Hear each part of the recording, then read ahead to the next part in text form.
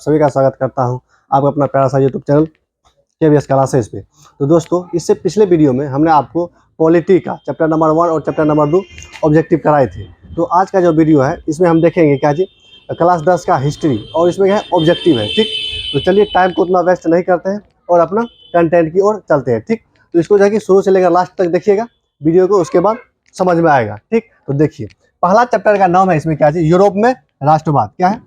Europe में राष्ट्रवाद है। देखिए इसमें अगर थोड़ा यानी कि क्या है कि यूरोप में राष्ट्रवाद, अगर आप यूरोप का भी आपके अंदर यानी कि आपके दिमाग में अगर यूरोप का नक्शा चल रहा होगा, ठीक, उसके बाद देखिए राष्ट्रवाद क्या है। इसमें दो चीज मेनली समझना होता है। क्या चीज? यूरोप क्या है और यूरोप में राष्ट्रवाद क्या है। अगर आप वर्ल्ड मैप देखे हो या वर्ल्ड मैप, उसमें से वर्ल्ड मैप में क्या है, एक एशिया है और क्या है यूरोप है। 7 महादेश है, उसमें से एक महादेश का क्या नाम है? यूरोप। क्या है? यूरोप है। पहला बात तो यूरोप किसका नाम है? एक महादेश का नाम है। किसका नाम है? यूरोप एक महादेश का नाम है।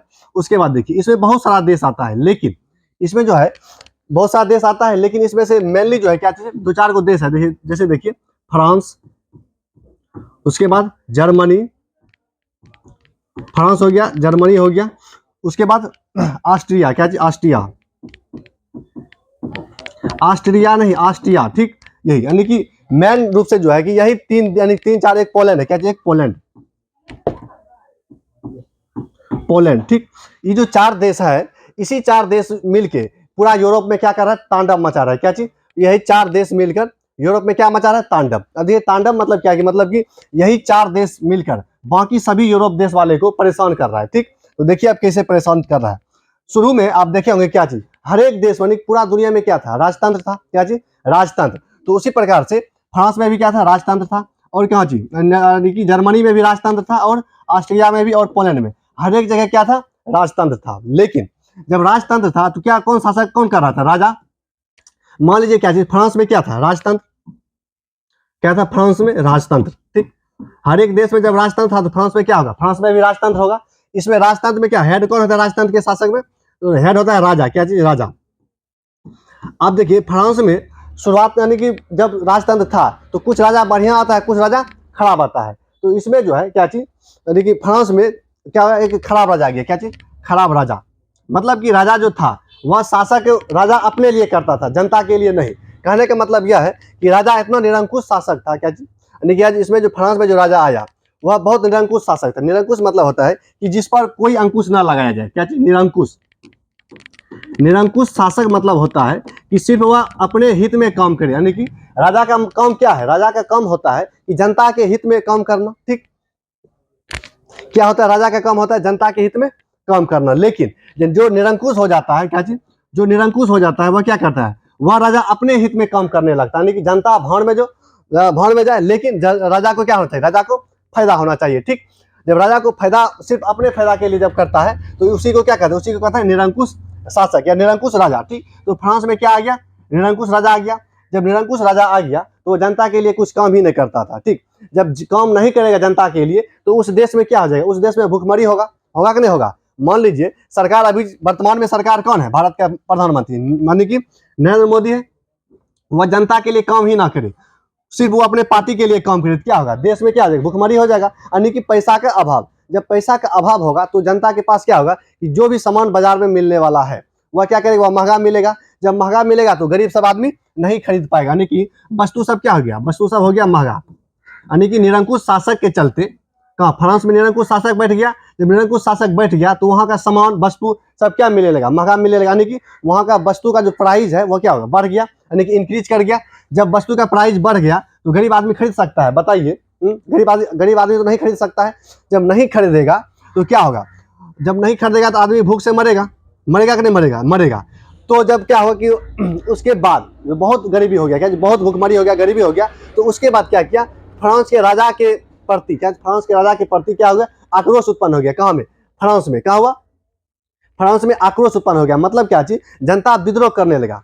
विद्रोह करने लगा तो कुछ कुछ जगह विद्रोह को शांत भी कर दिया गया राजा के द्वारा। लेकिन जब वही विद्रोह जब मास लेवल पर मतलब कि बड़ा लेवल पर जब हो जाता है तो उसको शांत नहीं कर पाता है। ठीक, जब नहीं कर पाता है तो क्या होता है? यानी कि फ्रांस के राजा को क्या कर भागना पड़ता है। ठीक, तो आप देखिए फ्रांस में जो राज यानी कि जो राजा मतलब जो शासक कर रहा था, जो शासन चला रहा था, वह किस वंश का था? तो वह था किसका? बुर्बो वंश का। क्या चीज? बुर्बो वंश का शासक था, ठीक। कौन वंश का था? बुर्बो वंश का, ठीक। याद रखिएगा क्या जी? बुर्बो वंश का शासक था कौन?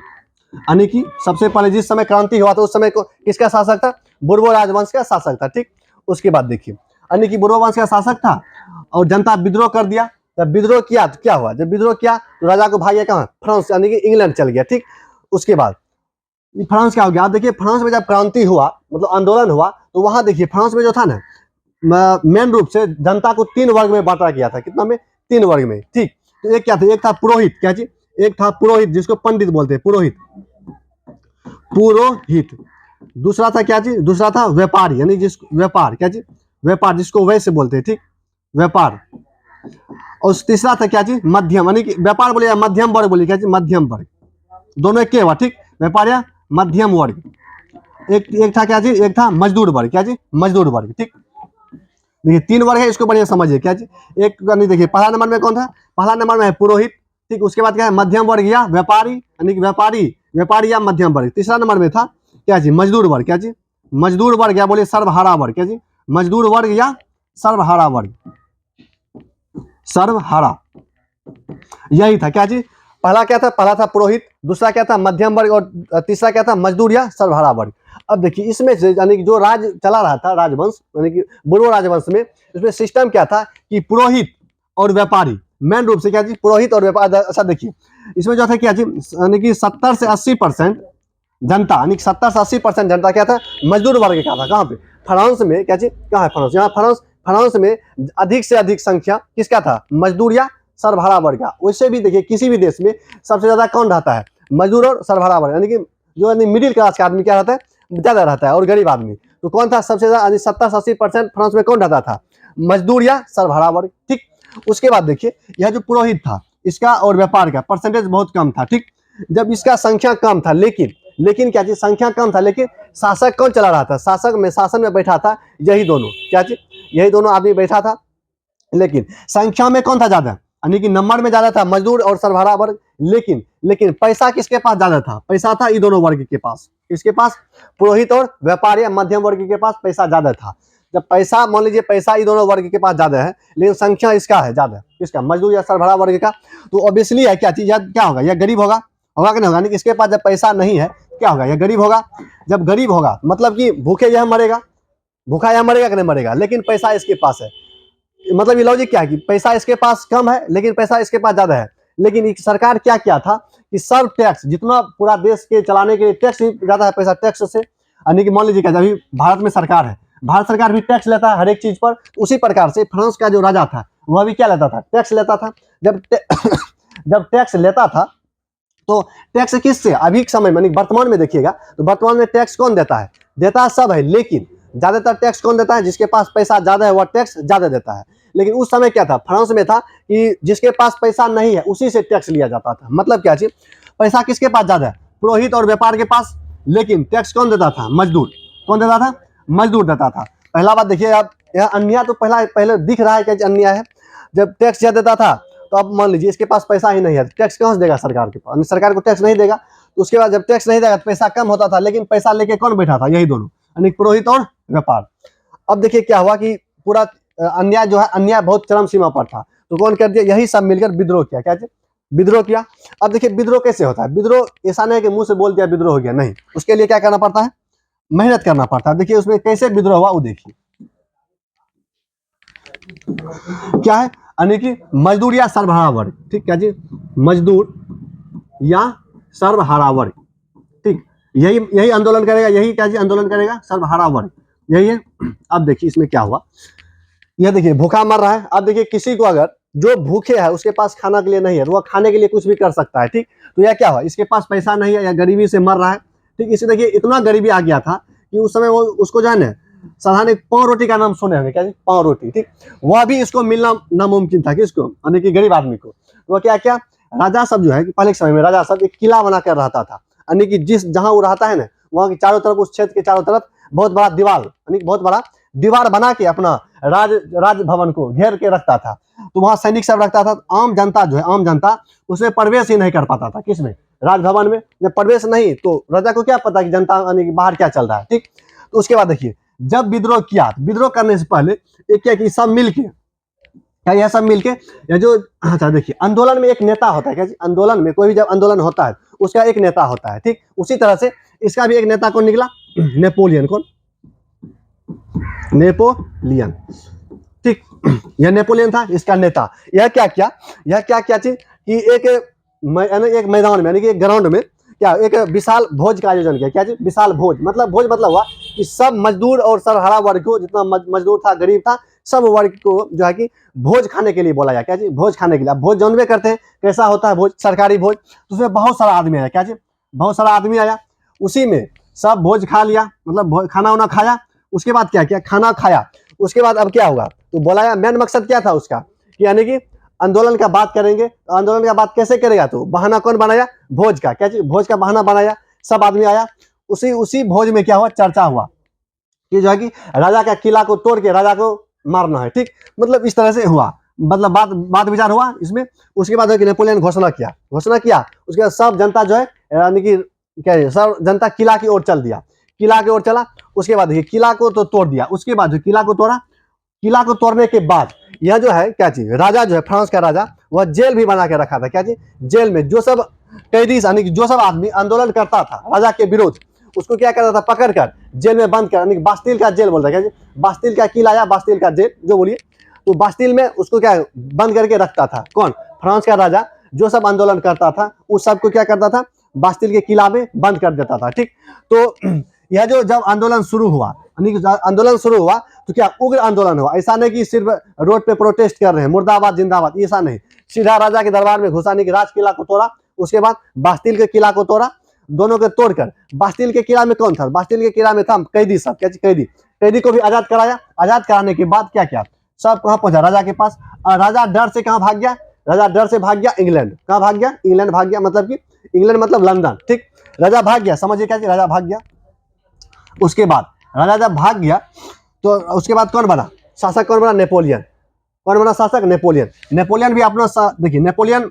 अच्छा एक बात और, क्या चीज, जब शासक भाग गया तो यह जो आंदोलन कर रहा था इसका जो है ना 3 मांग था। क्या चीज, 3 मांग था। क्या चीज, समानता पहला मांग था। क्या चीज, पहला मांग था किसका, फ्रांस के क्रांति का पहला मांग था समानता। क्या चीज, समानता, स्वतंत्रता, उसके बाद बंधुता। समानता, स्वतंत्रता और बंधुता, यही 3 मांग था। क्या चीज, समानता, स्वतंत्रता और बंधुता। देखिए समानता, स्वतंत्रता और बंधुता, ठीक। बंधुता मतलब होता है भाईचारा। क्या चीज, भाईचारा।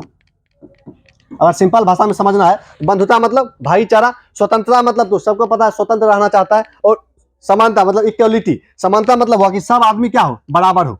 जैसे अभी भारत में क्या है, सब आदमी बराबर है, उसी तरह से फ्रांस में भी चाहता था क्या चीज, कि समानता हो, यानी कि पूरा देश में समानता हो, उसके बाद सबके पास स्वतंत्रता हो और बंधुता, सब भाईचारा के रूप में बना रहे, ठीक।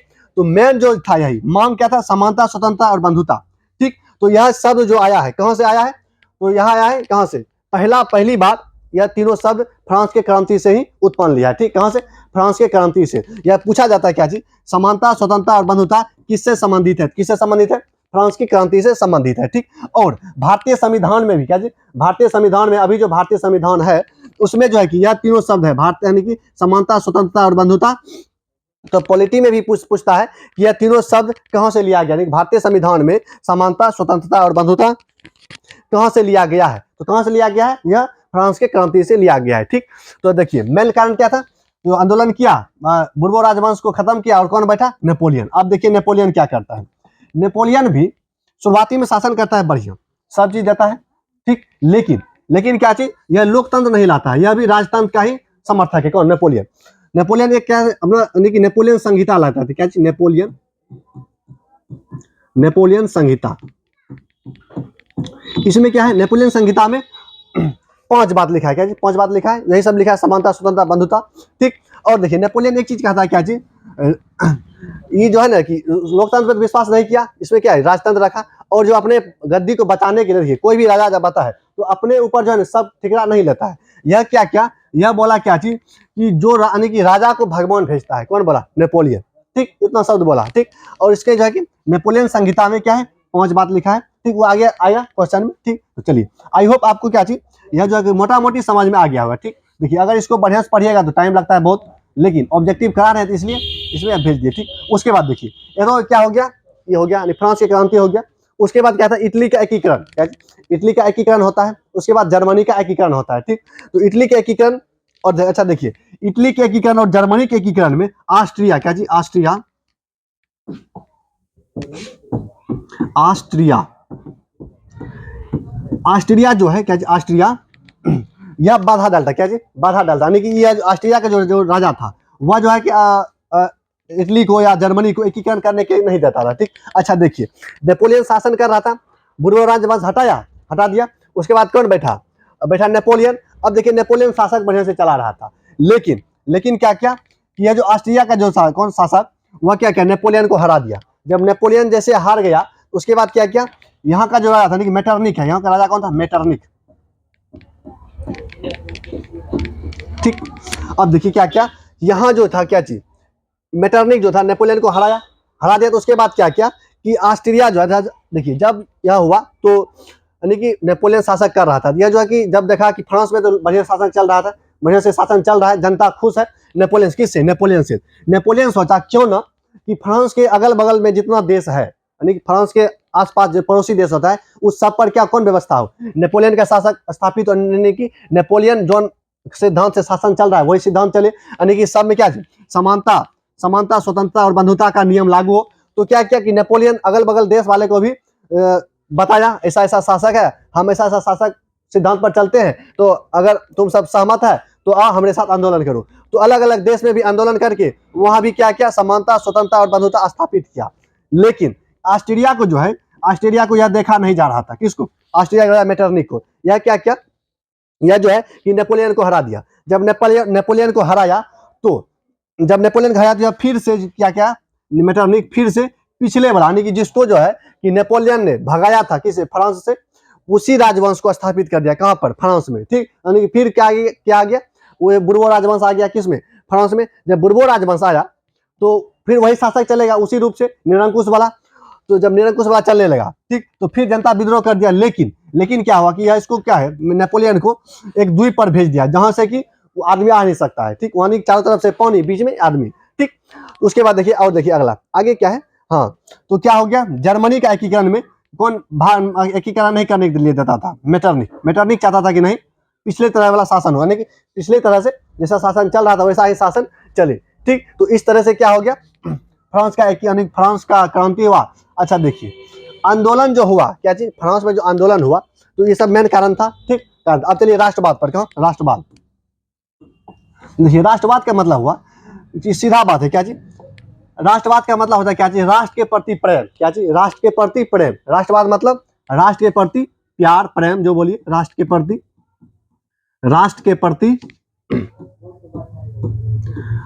प्रति प्यार, यानी कि देखिए अभी के समय जो वर्तमान के समय में प्यार किसी और के प्रति होता है, लेकिन उस समय क्या हुआ था, उस समय हुआ था प्यार किसके प्रति, राष्ट्र के प्रति, क्या जी, राष्ट्र के प्रति हुआ था प्यार।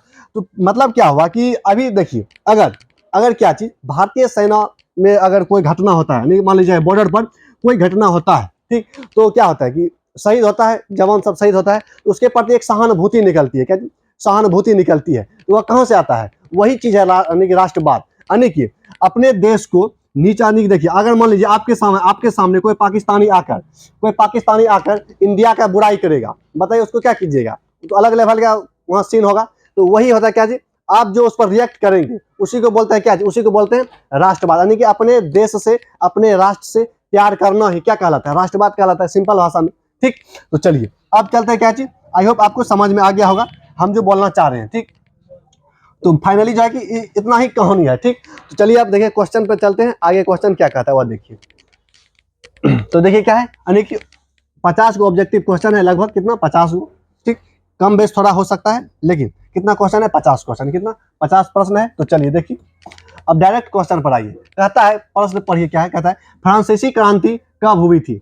अच्छा फ्रांसीसी क्रांति कब हुई थी, देखिए पूरा फ्रांस क्रांति बता दिए, लेकिन ईस्वी नहीं लिखे, क्या हुआ, 1789 में क्या हुआ था फ्रांस की क्रांति, 1789। देखिए पानी की क्वेश्चन नंबर पहला है, कहता है फ्रांसीसी क्रांति कब हुई थी। कब हुई थी? 1789 में। कब हुई थी? 1789 में हुई थी फ्रांस की क्रांति। ठीक, चलिए अगला प्रश्न देखिए क्या कहता है। अगला प्रश्न कहता है फ्रांसीसी क्रांति का नारा क्या था? फ्रांसीसी क्रांति का नारा क्या था? समानता, यानी कि स्वतंत्रता, समानता और बंधुता। यानी कि फ्रांसीसी क्रांति का नारा क्या था? समानता, स्वतंत्रता और बंधुता। ठीक, चलिए अगला प्रश्न देखिए क्या कहता है। अगला प्रश्न कहता है कि फ्रांस में क्या चीज, फ्रांस में स्टेट जनरल की बैठक कब बुलाई गई थी? क्या चीज, फ्रांस में स्टेट जनरल की बैठक कब? अच्छा देखिए, स्टेट जनरल क्या होता है? स्टेट जनरल जो है इसमें क्या था, हम आपको क्या बताया अभी जस्ट कि फ्रांस में जो है क्या चीज, फ्रांस में तीन गो यानी कि तीन प्रकार का क्या जनता था, यानी कि जनता समझिए क्या चीज। पहला क्या था? पुरोहित, पुरोहित। दूसरा क्या था? मध्यम वर्ग, मध्यम वर्ग। और तीसरा क्या था? तीसरा था सर्वहारा वर्ग। क्या चीज? सर्वहारा वर्ग, सर्वहारा वर्ग। यही था, यही तीनों क्या चीज, यही तीनों जब अच्छा देखिए, जब पहले जो यानी कि 1789 से पहले क्या हुआ था, सिर्फ आया आता था यही दोनों मिलके सब कानून बनाकर चल जाता था, यानी कि यही दोनों बैठा। अब मान लीजिए कि जो मतलब क्या चीज, देखिए हम सिंपल उदाहरण से समझिए कि क्या चीज, कोई चोर है, क्या चीज, कोई चोर है, वह चोरी किया। मान लीजिए क्या चीज, चोरी किया कौन, अच्छा देखिए, जब गांव सब में जब चोरी होता है या कोई भी चीज छोटा मोटा घटना होता है उसका फैसला कौन करता है? पंचायती बोला बैठाता है। मान लीजिए क्या जी, पंच में क्या होता है? सरपंच होता है। क्या जी? सरपंच, सरपंच यही होता है सरपंच। उसके बाद क्या होता है? और गांव सबका आदमी आता है। मेन कौन होता है? सरपंच। ठीक, कौन मेन कौन होता है? सरपंच। मान लीजिए क्या चीज, सरपंच सबका फैसला सुनाता है, ठीक, चोर को सजा देता है ना। लेकिन लेकिन मान लीजिए सरपंच का ही बेटा चोरी कर लिया। क्या चीज? सरपंच का ही बेटा चोरी कर लिया, तो उसमें क्या होता है कि औरों के प्रति उसको जो अपने बेटा को सजा कम देगा, सजा देगा क्योंकि दबाव रहता है, लेकिन उसके अपने बेटा को सहानुभूति भी रहेगा, वह क्या चाहेगा कि सजा ना हो। ठीक वही होता था किसमें, इसमें। मान लीजिएगा एक राजा हो गया, राजा और दोनों वर्ग का आदमी, तीन ठो मिलके कानून बनाएगा। इसको बाहर यानी कि समान वर्ग वाले को बुलाता ही नहीं था कानून बनाने के लिए। ठीक, जब कानून नहीं बुलाता था क्या करता था, देखिए कानून जब बना रहा था तो क्या होता था कि यह अपने पर टैक्स नहीं लगवाता था, यह भी अपने पर टैक्स नहीं लगवाता था। तो और ये सब अपने अपने जो विशेषाधिकार लेता था। क्या चीज? विशेषाधिकार। विशेषाधिकार मतलब होता है क्या चीज, विशेषाधिकार का मतलब हुआ कि कुछ ऐसा अधिकार होगा जो सिर्फ पुरोहित को मिलेगा और मध्यम वर्ग को मिलेगा। जैसे देखिए क्या चीज, मान लीजिए क्या चीज, कोई सरकारी राजा कोई चीज बनाया, ठीक, अच्छा उसे समझिए। विशेषाधिकार का मतलब हुआ कि हम पर टैक्स नहीं लगेगा। क्यों भाई? क्यों मतलब क्यों का कोई जवाब ही नहीं देता था। इस पर टैक्स नहीं लगेगा, इस पर टैक्स नहीं लगेगा, यह हुआ क्या? विशेषाधिकार। ठीक, टैक्स किस पर लगाता था? इस पर, क्योंकि इसका प्रतिनिधित्व नहीं था किसमें? कानून बनाने में। तो जो मन होता था इस पर सब दे देता था। ठीक, तो इसी को क्या बोलते हैं? विशेषाधिकार। तो स्टेट जनरल जो है, स्टेट जनरल मतलब स्टेट जनरल की बैठक, तो यह जो है कि क्या चीज, इसमें तीनों वर्ग को बुलाया गया था। किसमें? स्टेट जनरल में तीनों वर्ग को बुलाया गया था। तो वही पूछता है स्टेट जनरल की बैठक कब हुआ था? कब हुआ था? 1790 में। ठीक, कब हुआ था? तो यानी कि तीनों वर्ग का बैठक कब बुलाया गया था? तो क्या 1790 में। कब? 1790 में। यानी स्टेट जनरल का बैठक कब हुआ था? तो 1790, याद रखिएगा। ठीक, अगला प्रश्न देखिए क्या कहता है। अगला प्रश्न कहता है यानी कि ला पैट्री, ला पैट्री शब्द जो है क्या चीज, यहाँ पढ़िए, ला पैट्री शब्द का संबंध किससे है? तो किससे है? देखिए यानी कि मातृभूमि से। किससे? मातृभूमि मतलब क्या है? मातृभूमि मतलब होता है कि देश का मिट्टी, जैसे मातृभूमि मतलब धरती, सीधा बात, यानी कि अपने देश की भूमि को क्या बोलते हैं? मातृभूमि बोलते हैं। यानी कि ला पैट्री, याद रखिएगा क्या चीज, ला पैट्री शब्द का संबंध किससे है? मातृभूमि से है। अगला प्रश्न, ठीक, अगला प्रश्न देखिए क्या कहता है। अगला प्रश्न कहता है कि नेपोलियन, नेपोलियन बोनापार्ट ने स्वयं को सम्राट कब घोषित किया था? क्या जी, नेपोलियन बोनापार्ट स्वयं को सम्राट कब घोषित किया था? तो 1804 में। कब? 1804 में नेपोलियन क्या हुआ था? यानी कि नेपोलियन जो है अपने आप को क्या घोषित किया था? सम्राट, यानी राजा बन गया था नेपोलियन बोनापार्ट। ठीक, 1804 में घोषित किया था। अगला देखिए, अगला कहता है कि नेपोलियन, नेपोलियन संहिता किस वर्ष लागू हुआ था? कब हुआ था? नेपोलियन संहिता जो क्या, नेपोलियन संहिता, अब देखिए जब राजा बनेगा उसी वक्त तो अपना कानून पास, यानी कि अपना कानून लागू कर पाएगा ना। तो मान लीजिए क्या चीज, अभी नरेंद्र मोदी है कौन? प्रधानमंत्री, लेकिन राहुल गांधी क्या है? उसका विपक्ष है। तो मान लीजिए राहुल गांधी कोई कानून बना कर लगा देगा, नहीं लगा पाएगा। क्यों? क्योंकि वह प्रधानमंत्री नहीं है। तो इसीलिए तो जब प्रधानमंत्री बनेगा उस समय अपना कानून भी लागू कर देगा। उसी तरह नेपोलियन संहिता जो है, नेपोलियन संहिता मतलब नेपोलियन के द्वारा बनाया गया कानून, यानी कि नियम, उसी को क्या बोलते हैं? नेपोलियन संहिता। अच्छा, नेपोलियन संहिता में भी महिला को क्या चीज, महिला को जो है कि कोई अधिकार नहीं था। किसमें, नेपोलियन संहिता में भी महिला का कोई अस्तित्व नहीं था, महिला का कोई अधिकार नहीं था। ठीक, चलिए कब लागू हुआ था, 1804 में। कब, 1804 में नेपोलियन संहिता लागू हुआ था। क्या हुआ था, नेपोलियन संहिता 1804 में लागू हुआ था। चलिए अगला प्रश्न, अगला प्रश्न पर आइए क्या कहता है। अगला प्रश्न कहता है कि नेपोलियन संहिता को और किस नाम से जाना जाता है, यानी कि नेपोलियन संहिता जो है, सिंपल बात है, नेपोलियन संहिता क्या है, नेपोलियन संहिता है नेपोलियन के द्वारा बनाया गया कानून, यानी बनाया गया कानून। जब कानून है तो और उसको किस नाम से जाना जाता है, नेपोलियन संहिता को, तो नेपोलियन संहिता को एक नागरिक संहिता के नाम से भी जाना, क्या चीज, नेपोलियन संहिता को नागरिक संहिता के नाम से भी जाना जाता है। क्या चीज, नेपोलियन संहिता को नागरिक संहिता के नाम से जाना जाता है। ठीक, याद रखिएगा। चलिए अगला प्रश्न, अगला प्रश्न देखिए क्या कहता है। अगला कहता है वियना कांग्रेस, क्या चीज, वियना कांग्रेस का आयोजन कब हुआ था। क्या चीज, वियना कांग्रेस का आयोजन कब हुआ था, तो हुआ था कब, 1815 में। कब हुआ था, 1815 में। याद रखिए, वियना कांग्रेस का आयोजन कब हुआ था, तो 1815 में। कब, 1815। ठीक, चलिए अगला प्रश्न देखिए क्या कहता है। अगला कहता है कि वियना कांग्रेस की अध्यक्षता किसने की थी। क्या वियना कांग्रेस की अध्यक्षता किसने की थी, यही यानी कि मेटरनिक ने। देखिए वियना कांग्रेस जो है कि वियना कांग्रेस की अध्यक्षता कौन किया था, मेटरनिक। क्या चीज, मेटरनिक किया था। याद रखिए, क्या वियना कांग्रेस की अध्यक्षता मेटरनिक किया था। ठीक, चलिए अगला प्रश्न देखिए। अगला प्रश्न कहता है जर्मनी का एकीकरण किसने किया। क्या जर्मनी का एकीकरण किसने किया, तो जर्मनी का एकीकरण किसने किया, तो बिस्मार्क ने। किसने, बिस्मार्क ने किया। क्या जी, जर्मनी का एकीकरण किसने किया, तो बिस्मार्क ने किया। उसके बाद देखिए अगला प्रश्न कहता है कि इटली का एकीकरण, क्या जी, इटली का एकीकरण किससे जुड़ा है। क्या समझ, यानी पढ़िए, इटली का एकीकरण जो है किससे जुड़ा है, पढ़िए ऑप्शन पढ़िए। क्या कहता है कि मेजनी और गेरिबाल्डी, बिस्मार्क, मेटरनिक और नेपोलियन। तो किससे, यानी कि मेजनी और गेरिबाल्डी। इटली का एकीकरण जो है किससे जुड़ा है, तो इटली का एकीकरण जो है किससे, मेजनी, देखिए मेजनी होगा, क्या माजनी ने, मेजनी, क्या जी, मेजनी। ठीक, मेजनी और गेरिबाल्डी किससे जुड़ा है, इटली का एकीकरण किससे जुड़ा है, मेजनी और गेरिबाल्डी से। अगला प्रश्न देखिए क्या कहता है। अगला प्रश्न आपके स्क्रीन पर पढ़िए। कहता है कि यंग इटली संगठन की स्थापना किसने किया, यानी कि यंग इटली जो है, यंग इटली संगठन की स्थापना किसने किया, तो किसने किया, यानी कि मेजनी ने किया। किसने किया, मेजनी के द्वारा किया गया। यंग इटली की स्थापना किसने किया, मेजनी ने किया। किसने किया, मेजनी ने किया। चलिए अगला प्रश्न देखिए क्या कहता है। अगला प्रश्न कहता है ग्रीस ने स्वतंत्रता किससे प्राप्त किया। देखिए क्या जी, ग्रीस जो है, ग्रीस मतलब फ्रांस, यानी कि ग्रीस किससे स्वतंत्रता प्राप्त किया, किससे किया, किससे, तुर्क से। किससे, तुर्क से। तुर्क को क्या बोलते हैं, ऑटोमन साम्राज्य। ऑटोमन साम्राज्य किसको बोलते हैं, तुर्क। तुर्क एक देश का नाम है। क्या जी, तुर्क क्या है, एक देश का नाम है। ठीक, तो देश क्या जी, ऑटोमन साम्राज्य मतलब एक शासक है। ठीक, ठीक, तो किससे क्या, ग्रीस ने स्वतंत्रता किससे प्राप्त किया, तो किससे, तुर्क से या ऑटोमन साम्राज्य से। किससे, तुर्क या ऑटोमन साम्राज्य से। ठीक, तो अगला प्रश्न देखिए, प्रश्न नंबर 14। प्रश्न नंबर 14 में कहता है कि ग्रीस को स्वतंत्रता कब मिली, कब मिली ग्रीस को स्वतंत्रता मिली, 1832 में। कब, 1832 में ग्रीस को स्वतंत्रता कब मिली, 1832 में। ठीक, याद रखिएगा। अगला प्रश्न देखिए क्या कहता है।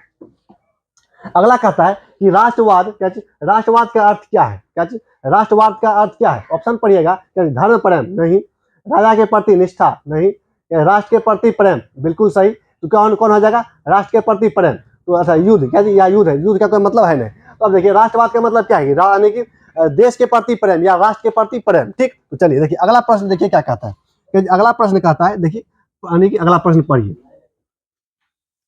अगला प्रश्न देखिए क्या कह रहा है, देखिए पढ़िए। अगला प्रश्न कहता है कि रोमांटिक बाद, क्या रोमांटिक बाद का संबंध किससे है। क्या जी, रोमांटिक बाद, देखिए क्या जी, रोमांटिक, प्रश्न पढ़िए क्या कहता है, रोमांटिक बाद का संबंध किससे है। क्या जी, रोमांटिक बाद का संबंध किससे है, यानी किससे था, तो बताइए किससे था, तुर्क से, यानी कि ऑप्शन है तुर्क से, भावना से, विज्ञान से, युद्ध से। क्या आ जाएगा, यानी कि भावना। देखिए रोमांटिक चीज से सब जो है, यानी कि रोमांटिक चीज क्या है, एक भावना है। क्या जी, भावना, अंदर से निकलने वाला क्या है, भावना। ठीक, अब वैसे भी रोमांटिक शब्द का मतलब सुने होंगे। क्या जी, रोमांटिक शब्द का मतलब, अब ज्यादातर इसका मतलब रोमांटिक सॉन्ग सर्च करते होंगे, रोमांटिक सॉन्ग, तो ये सब नहीं सुनना है। ठीक, क्या है, रोमांटिक बाद का संबंध किससे है, भावना से। क्या जी, भावना से। अगला प्रश्न देखिए। अगला प्रश्न कहता है कि क्या जी, फोक परंपरा का संबंध किससे है। फोक, देखिए फोक क्या होता है, डांस है। क्या जी, फोक क्या है, डांस है। ठीक, तो क्या है, फोक परंपरा का संबंध किससे है, किससे, लोक नृत्य से। किससे, लोक नृत्य से। ठीक, लोक नृत्य मतलब लोकल डांस, यानी कि लोक नृत्य से संबंधित है। फोक परंपरा किससे संबंधित है? डांस से, यानी कि लोक नृत्य से। अगला प्रश्न देखिए क्या कहता है। अगला प्रश्न कहता है कि 1848 की क्रांति किस देश में सफल हुई, यानी कि 1848 का जो क्रांति है किस देश में सफल हुई? तो यह जो क्या चीज यहाँ कहाँ हुआ, यानी कि फ्रांस में। क्या चीज? फ्रांस में। 1848 का जो क्रांति है कौन हुआ? तो फ्रांस में संपन्न हुआ। ठीक, तो अगला प्रश्न देखिए। तो चलिए दोस्तों, क्या चीज, माइक देखिए, माइक ऑफ हो गया था तो इसको फिर से रिपीट कर देते हैं। चलिए देखिए क्या कहता है। कहता है कि फ्रैंकफर्ट संसद का आयोजन कहाँ हुआ था? कहाँ हुआ था? फ्रैंकफर्ट में। कहाँ? फ्रैंकफर्ट का जो संसद है उसका आयोजन कहाँ किया गया था? उसका आयोजन किया गया था कहाँ? कहाँ पे? यानी कि फ्रैंकफर्ट में। ठीक, तो चलिए अगला प्रश्न पढ़िए क्या कहता है। अगला प्रश्न कहता है क्या चीज, यानी फ्रैंकफर्ट संसद, यानी फ्रैंकफर्ट संसद किस वर्ष हुई थी? ठीक, उसका आंसर मारिए। क्या फ्रैंकफर्ट संधि किस वर्ष हुई थी?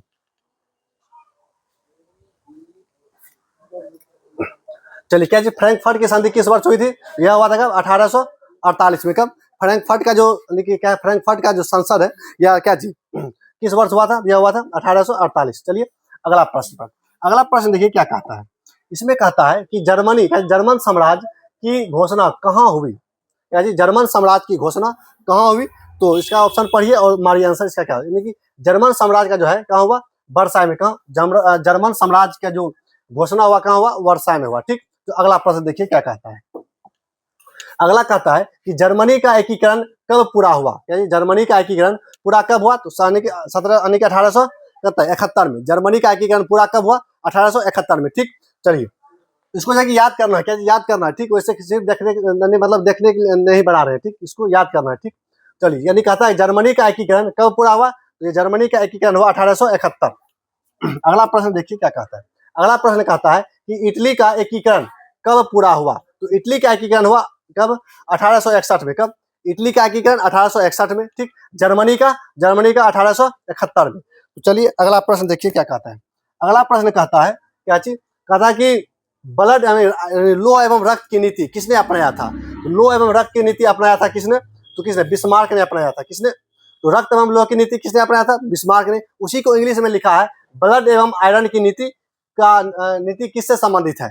तो किससे संबंधित है? तो बिस्मार्क से संबंधित है। किससे? बिस्मार्क से। ठीक, चलिए अगला प्रश्न। अगला प्रश्न कहता है क्या चीज? कहता है कि राष्ट्र, यानी कि राष्ट्र राज्य की अवधारणा का जन्म कहाँ हुआ? कहाँ हुआ? फ्रांस में हुआ। कहाँ हुआ? फ्रांस में हुआ। ठीक, तो राष्ट्र राज्य का अवधारणा कहाँ हुआ? फ्रांस में हुआ था। चलिए अगला प्रश्न देखिए क्या कहता है। अगला प्रश्न कहता है कि नेपोलियन, क्या जी, नेपोलियन को, क्या जी, नेपोलियन को अंतिम बार कब पराजित किया गया? अंतिम बार कब पराजित किया गया? तो वाटरलू के युद्ध में। और जब पराजित कर दिया गया किसको? नेपोलियन को, तो उसको मतलब पराजित मतलब हरा दिया युद्ध में। हराने के बाद उसको पकड़ लिया गया किसको? नेपोलियन को। और उसको कहाँ? सेंट हेलिना द्वीप पर भेज दिया गया। कहाँ भेज दिया गया? सेंट हेलिना द्वीप पर। अब सेंट हेलिना द्वीप, ठीक, सेंट हेलिना द्वीप पर भेज दिया गया। और अगला प्रश्न देखिए क्या कहता है। अगला प्रश्न कहता है कि वाटरलू, क्या वाटरलू का युद्ध कब हुआ था? तो वाटरलू का युद्ध कब हुआ था? 1815 में। कब हुआ था वाटरलू का युद्ध? 1815 में। ठीक, चलिए अब अगला प्रश्न कहता है क्या चीज? प्रश्न पढ़िएगा। कहता है कि राष्ट्रवाद, क्या चीज, राष्ट्रवाद किस सदी में तेजी से फैला? यानी कहता है कि राष्ट्रवाद का जो कंसेप्ट है, यानी कि राष्ट्रवाद का जो अवधारणा है, कंसेप्ट है, वह किस वर्ष, यानी कि किस वर्ष में ज्यादा फैलने लगा? यानी पूरा देश विदेश में फैलने लगा। किस वर्ष में? तो यह 19वीं सदी में। कब? 19वीं सदी में। 19वीं सदी में ज्यादा फैलने लगा। देखिए 19वीं सदी 20वीं सदी क्या होता है? देखिए जब सदी मतलब होता है क्या जी? सदी मतलब देखिए जैसे यहाँ 19वीं सदी है, यानी कि 19वीं सदी, इसका मतलब क्या हुआ? इसका मतलब हुआ, अच्छा अभी, अच्छा बताइए अभी कौन सदी चल रहा है? अभी वर्तमान में, अभी वर्तमान में कौन सा सदी चल रहा है? तो वर्तमान में 21वीं सदी चल रहा है। कौन? 21वीं सदी। ठीक, वर्तमान में कौन चल रहा है? 21वीं सदी। देखिए यहाँ जो 19वीं सदी है ना, 19वीं सदी में होता है क्या जी? 1900 से कम वाला साल चल रहा होगा। जैसे देखिए 1800 से स्टार्ट होगा, क्या जी? 1800 से 1800, मान लीजिए 1875, 1800, 1890, 1800, 1865, यह सब जो, यानी कि 1800 से आगे और 1900 से कम, क्या 1800 से अधिक और क्या 1900 से कम, बीच में जितने साल होगा इसी को क्या बोलते हैं? 19वीं सदी। यानी कि 1900 से कम और 1800 से ज्यादा वाले को 19वीं सदी। वैसे देखिए 2000, यानी कि क्या चीज, 2000 से लेकर और 2100 के बीच वाले को क्या बोलेंगे? 21वीं सदी। यानी कि जो आगे रहेगा उससे पीछे वाला सदी होगा। ठीक, इसी यानी यही कॉन्सेप्ट है, सिंपल बात में। तो सब चीज कहाँ 1800 वाला में हो रहा है, इसलिए 19वीं सदी में क्या है? 19वीं सदी में तेजी से फैला क्या चीज? राष्ट्रवाद की भावना। ठीक, तो आई होप आपको समझ में आ गया होगा सदी क्या होता है। चलिए अब अगला प्रश्न। अगला कहता है कि यूरोप में राष्ट्रवाद फैलने का प्रमुख कारण क्या है। यानी कि यूरोप में जो है क्या जी, यूरोप में राष्ट्रवाद जो फैलने का मेन कारण क्या है। मेन कारण क्या है जी, फ्रांसीसी क्रांति। फ्रांसीसी क्रांति नहीं होता तो राष्ट्रवाद की भावना नहीं फैलता। अगर राष्ट्रवाद की भावना नहीं फैलता तो अभी जो वर्तमान में देख रहे हैं ऐसा शासक नहीं होता। ठीक, याद रखिएगा क्या जी, फ्रांस की क्रांति के कारण यूरोप में राष्ट्रवाद फैला, और जब यूरोप में फैला तो पूरा दुनिया में फैल गया राष्ट्रवाद की भावना। चलिए अगला प्रश्न देखिए क्या है। अगला प्रश्न कहता है कि यूरोप का रोगी किसे कहा जाता है। क्या यूरोप का रोगी किसे कहा जाता है, तो ऑटोमन साम्राज्य को। क्या ऑटोमन साम्राज्य बोले या तुर्क बोलिए। क्या यूरोप का मरीज किसे कहा जाता है, तुर्की को। क्या तुर्की को। आप डायरेक्ट पढ़े होंगे क्या, यूरोप का मरीज तुर्की। क्या तुर्की को ही क्या बोला जाता है, ऑटोमन साम्राज्य। क्या तुर्की को ही क्या बोला जाता है, ऑटोमन साम्राज्य। तो यूरोप का मरीज ऑटोमन साम्राज्य यानी कि तुर्की। ठीक, चलिए अगला प्रश्न देखिए क्या कहता है। अगला प्रश्न कहता है कि नेपोलियन ने कितने यूरोपीय राज्यों पर विजय प्राप्त किया। यूरोप ने जो है कितना पर, यानी कि कई राज्य, उसका कोई गिनती ही नहीं, यानी कई राज्य स्तर पर विजय प्राप्त किया। ठीक, चलिए अगला प्रश्न देखिए क्या कहता है। अगला प्रश्न कहता है कि राष्ट्रवाद का संबंध किससे नहीं है। देखिए राष्ट्रवाद का संबंध किससे नहीं है, किससे नहीं, निजी स्वार्थ से।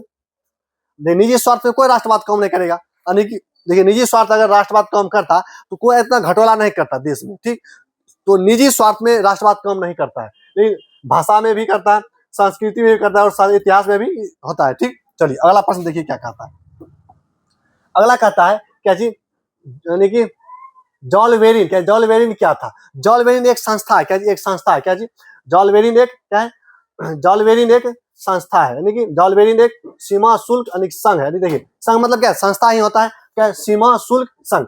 जॉलवेरिन जो है कि बॉर्डर से देखिए, अब जब एक देश से दूसरे देश जाते हैं सामान लेकर, उस पर टैक्स लेता है ना, उसी को क्या बोलते हैं, उसी को उस समय क्या था, जॉलवेरिन क्या है, जॉलवेरिन एक संस्था यानी कि निःशुल्क संस्था, सीमा शुल्क संस्था है। क्या जॉलवेरिन क्या है, संस्था या बोले सीमा शुल्क संस्था है। चलिए अगला प्रश्न देखिए क्या कहता है। अगला प्रश्न में कहता है कि जॉलवेरिन किस देश से संबंधित है। जॉलवेरिन जो संस्था है वह किस देश से संबंधित था, किससे था, या जर्मनी से था। किससे, जॉलवेरिन किस देश से संबंधित है, जॉलवेरिन किससे संबंधित है, जर्मनी से संबंधित है। ठीक, तो अगला प्रश्न कहता है क्या चीज, 19वीं सदी मतलब 1800 से कुछ 1800 में कुछ ईस्वी होगा। ठीक, 19वीं सदी के यूरोप में उदारवाद का समर्थक वर्ग कौन था। तो उदारवाद का जो समर्थक था कौन था, मध्यम वर्ग का। क्या जी, मध्यम वर्ग। देखिए किसान वर्ग तो नहीं था, मजदूर वर्ग। देखिए ये दोनों वर्ग मिलकर क्या था, तो यानी कि आंदोलन भी क्या था, क्रांति ही क्या था, कौन दोनों, यह दोनों। और अभिजात वर्ग का कोई नाम ही नहीं है। तो कौन हो जाएगा, मध्यम वर्ग।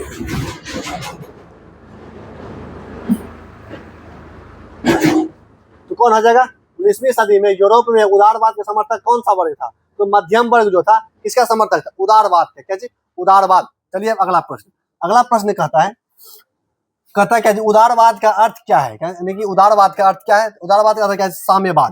यानी कि उदारवाद का अर्थ क्या है, उदारवाद मतलब क्या जी, उदार आदमी, बहुत दिलेर आदमी, सब का नाम सुनेंगे। मतलब क्या जी, उदार का मतलब होता है क्या जी, सहिष्णुता दिखाने वाला। मतलब क्या जी, सहिष्णुता मतलब होता है क्या जी, दया भावना दिखाने वाली सरकार, उसी को क्या बोलते हैं, उदारवाद की सरकार। उदारवाद मतलब होता है कि न ज्यादा कठोर नियम बनाए और न ज्यादा लचीला नियम बनाए, यानी बीच वाला। ठीक, उसी को क्या बोलते हैं, उदारवाद।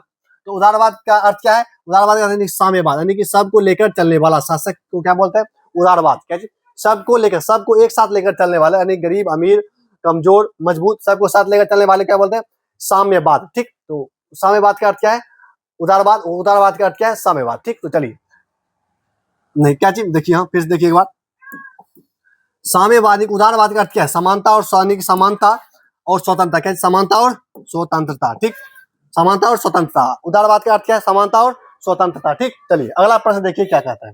अगला प्रश्न कहता है कि राष्ट्रवाद ने किसे कमजोर किया है। राष्ट्रवाद किसको कमजोर करता है, तो राष्ट्रवाद जो है कि राजतंत्र को क्या कर दिया, कमजोर कर दिया।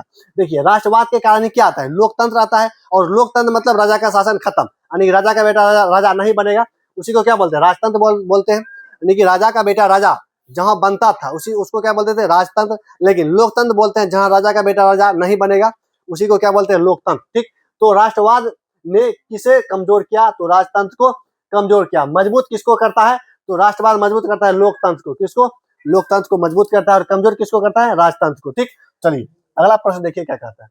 अगला प्रश्न कहता है कि इटली को पहले क्या कहा जाता था। क्या जी, इटली को पहले क्या कहा जाता था। इटली जो है, इटली कई राज्य में बटा हुआ था। क्या जी, इटली जो है कई राज्य में बटा हुआ था, वही कहता है इटली कई राज्यों का समूह था। क्या जी, इटली कई राज्यों का समूह था, तब ने बाद जाके इटली का एकीकरण हुआ। एकीकरण मतलब क्या हो, जो बहुत सारा बिखरा हुआ है उसको एक जगह कर दो, उसी को क्या बोलते हैं, एकीकरण। तो इटली जब अलग अलग राज्य में बटा हुआ था तो वही कहा है क्या, इटली को पहले किस नाम से जानते थे, तो कई राज्यों में, यानी कई राज्यों का समूह। ठीक, चलिए अगला प्रश्न देखिए क्या कहता है।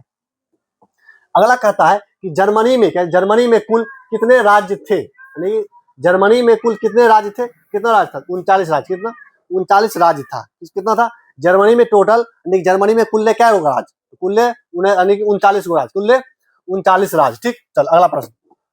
अगला प्रश्न कहता है कि यंग यूरोप संगठन का संबंध किससे है। क्या जी, यंग यूरोप यानी यंग यूरोप संगठन का संबंध किससे है, तो पढ़िए क्या जी, यंग यूरोप संगठन का संबंध किससे है, किससे है, तो यानी कि मेजनी से। किससे, मेजनी से है। ठीक, यंग यूरोप का संबंध किससे, मेजनी से। क्या जी, यंग यूरोप का संबंध किससे है, तो मेजनी से। ठीक, तो अगला प्रश्न देखिए क्या कहता है।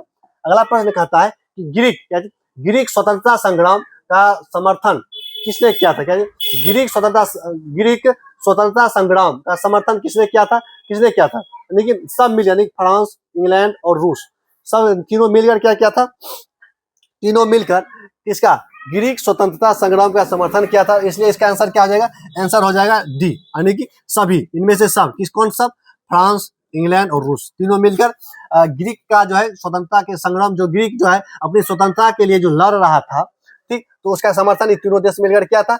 इसीलिए आंसर डी फॉर क्या जी, डी फॉर डॉग। चलिए अगला प्रश्न देखिए क्या कहता है।